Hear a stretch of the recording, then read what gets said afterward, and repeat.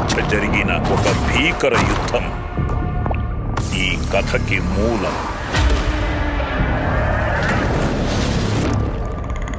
అగ్నిపురాణం ప్రకారం ఆకాశంలో సంగ్రామం జరిగినప్పుడు దుష్ట శక్తులు జంతువుల్ని సైతం ఆవహిస్తాయి.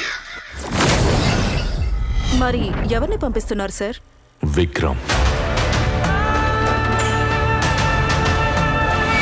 వాళ్ళేమో చీమ కుట్టిన శివుడి ఆజ్ఞనే నమ్ముతారు. విక్రమేమో చావులో కూడా సైన్స్ ఉంది అనే రకం.